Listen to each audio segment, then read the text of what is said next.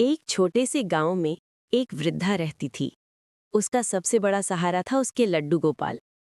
रोज वो प्रेम से उनकी सेवा करती, नहलाती, सजाती, भोग लगाती। एक दिन वो गंगा स्नान के लिए निकलने लगी। जाते जाते अपनी बहू से बोली, बहू, जैसे अपने बच्चों की सेवा करती है वैसे मेरे लड्डू गोपाल का भी ध्यान रखना। बहू के दो छोटे बच्चे थे, सानू और भानु। सुबह हुई, बहू उठी और बोली, सानू, भानु, आ जाओ ब्रश करो। अचानक उसे याद आया, अरे लड्डू गोपाल को भी ब्रश कराना है। वो जोर से बोली, लड्डू गोपाल, तुम भी आ जाओ ब्रश करने। मंदिर में बैठे लड्डू गोपाल सोच रहे थे, ये कैसी औरत है, मैं मूर्ति हूं, मैं कैसे चलूं। पर बहू दूसरी बार चिल्लाई, जल्दी आओ, देर हो रही है। तीसरी बार उसने डांट लगाई, आओगे या मैं डंडा लेकर आऊं। डर और प्रेम के मिश्रण से प्रेरित होकर लड्डू गोपाल मूर्ति रूप में ही धीरे धीरे चल दिए। वहीं जाकर बच्चों की तरह ब्रश करने लगे। फिर उन्होंने स्नान किया, कपड़े पहने, लाइन में खड़े होकर खाना भी खाया। बहू उनके साथ वैसा ही व्यवहार करती जैसे अपने बच्चों के साथ, कभी डांट, कभी प्यार।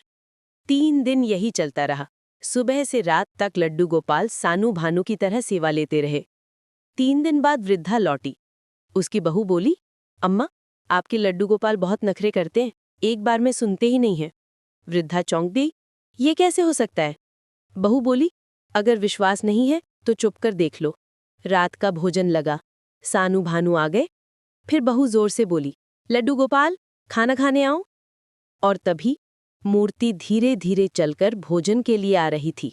वृद्धा की आंखों में आंसू भर आए। वो दौड़कर आई, लड्डू गोपाल को गले लगा लिया।